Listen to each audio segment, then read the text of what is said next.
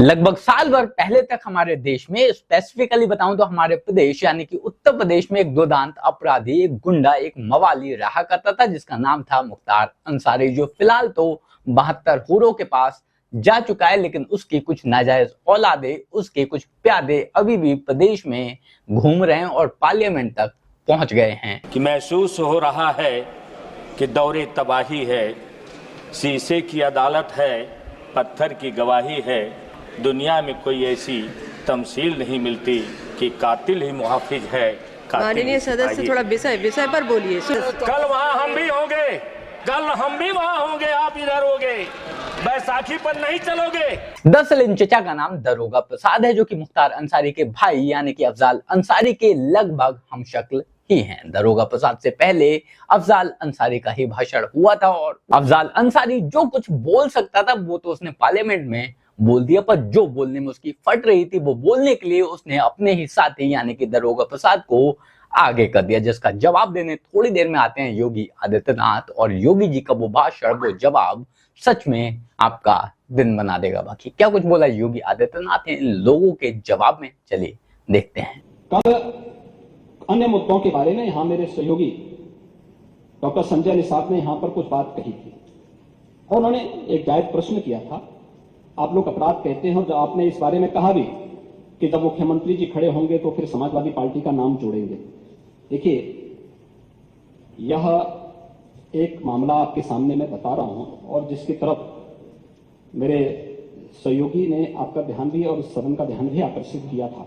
अयोध्या का मामला, अयोध्या का यह मामला है जिसमें अयोध्या में मोइन खान जो समाजवादी पार्टी का नेता है, अयोध्या के सांसद की टीम का सदस्य है, 12 वर्षीय एक नाबालिग बच्ची के साथ दुष्कर्म का कृत्य में शामिल पाया गया। अभी तक समाजवादी पार्टी ने उसके खिलाफ कार्रवाई नहीं की है।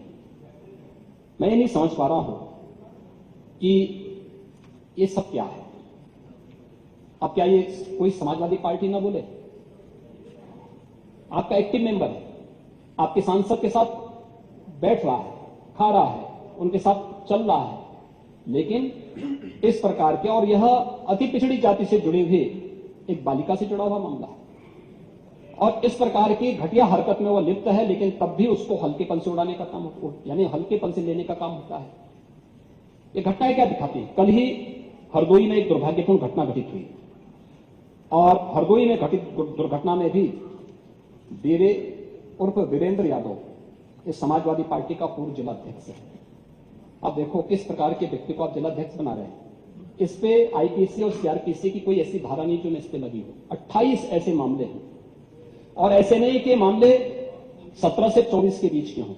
इसमें पहला अपराध दर्ज हुआ था 89 में, दूसरा है 91 में, तीसरा 91 में, चौथा 91 में, पांचवा 92 में, छठा 90 में, फिर 93 में, फिर 92, फिर इससे पहले 98, इससे पहले 90, इसके बाद 96, 2006, 2008, 2013 में तो आप ही की गवर्नमेंट थी, 2007, 2009, 2008, 2015 में भी आपकी सरकार थी, 2016 में 302 में भी यह व्यक्ति लिप्त रहा है, 302 की भी घटना में शामिल रहा है, 388 की घटना में भी यह व्यक्ति लिप्त रहा है। इसी प्रकार से 2016 में 302 के मामले में व्यक्ति लिप्त रहा है। 2002 में यूपी गुंडा अधिनियम के अंतर्गत इसके खिलाफ कार्रवाई हुई है। ऐसे ही इसके खिलाफ फिर 2002 में भी इसके खिलाफ गुंडा एक्ट के अंतर्गत कार्रवाई हुई है। 2017 में यूपी गुंडा एक्ट के अंतर्गत इसके खिलाफ कार्रवाई हुई है और फिर 2017 में भी इसके खिलाफ कार्रवाई हुई है। 28 इस प्रकार के मामलों में व्यक्ति लिप्त है। समाजवादी पार्टी का पूर्व जिलाध्यक्ष है। कल एक अधिवक्ता की हत्या सरेआम इसके द्वारा करवाई गई है और इस प्रकार के अपराधियों को आप कहते हैं साहब गोली मार रहे हैं, क्या माला पहनाएंगे क्या? मुझे आश्चर्य होता है। अब इस प्रकार का तो ये ताजा उदाहरण है, इस समाज के लिए सबसे बड़े कलंक है, इस समाज का कोड है और इस कोड को जब तक हटाएंगे नहीं तब तक उत्तर प्रदेश की स्थिति को ठीक नहीं हो सकता। इनको मिटाना बहुत जरूरी है। हमारी और बेटी की सुरक्षा में सेल लगाने का काम करते हैं, जो प्रदेश के अंदर अराजकता पैदा करके सामान्य लोगों का जीना हराम करते हैं। मेरा दायित्व बनता, मैं यहां नौकरी करने नहीं आया हूं, कतई नहीं। मैं यहां पे इस बात के लिए आया हूं कि अगर वो करेगा तो भुगतेगा भी फिर। और इसीलिए मैं यहां पे आया हूं कि हम लोग उससे लड़ेंगे। ये लड़ाई हमारी सामान्य लड़ाई नहीं है, ये प्रतिष्ठा की लड़ाई भी नहीं है। मुझे प्रतिष्ठा प्राप्त करनी होती है तो मुझसे से ज्यादा प्रतिष्ठा अपने मठ में मिल जाती है, कोई आवश्यकता नहीं मेरे लिए। लेकिन इस प्रकार के गुमराह भरे तथ्यों को लेकर क्या बातें हैं आप लोग बोलते हैं, इस प्रकार के अनावश्यक बातों की तरफ आप ध्यान आकर आप इस प्रकार की चर्चाएं करते हैं। और इसीलिए मैं आपसे कह रहा था, आप तो लोकतंत्र सेनानी हैं, मैं आपकी उम्र का सम्मान करता हूं, आपकी सहजता सरलता का भी सम्मान करता हूं। और हमेशा आपको एक सीनियर लीडर थे समाजवादी पार्टी की, उनको जवाब दे रहे थे, ये उसके बारे में बात है। विधानसभा के स्पीकर के रूप में एक शानदार काम आपने किया, एक जनप्रतिनिधि के रूप में एक लंबे समय में संघर्षशील जीवन, एक सामान्य परिवार से उभर करके आप आगे बढ़े और इसलिए कभी कभी सही बात बोलने की हिम्मत भी कर पाते हैं। लेकिन आपने लोकतंत्र सेनानी कहा अपने आप को, मुझे बहुत अच्छा लगा। लेकिन जिस लोकतंत्र का गला घोंटने का काम कांग्रेस ने किया था, आज उसी के साथ आप मिलकर के क्या काम कर रहे हैं और क्या करते रहे आप लोग। तो हमारे बजट पर, हमारी सप्लीमेंट्री डिमांड पर आपने उंगली उठाई। मैं पूछना चाहता हूं, मुझे आप लोगों की बातों पर पंचतंत्र की कथा याद आती है, आपने सुनी होगी। 4 ठग थे, एक किसान एक बकरी लेकर के जा रहा था, तो चारों ठगों ने कहा कि इस किसान से बकरी कैसे ली जाए।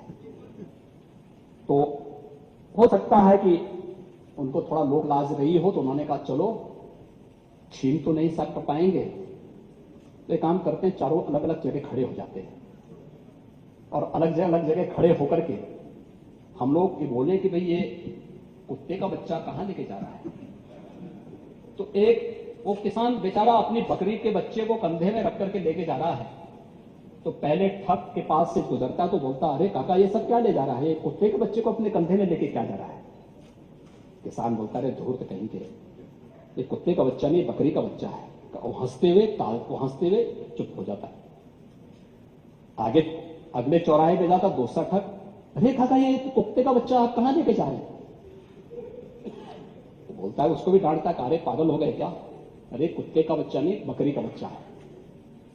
अगले आगे बढ़ता है, फिर तीसरा ठग मिल जाता है, वहां भी फिर यही बात उसको बोलता है।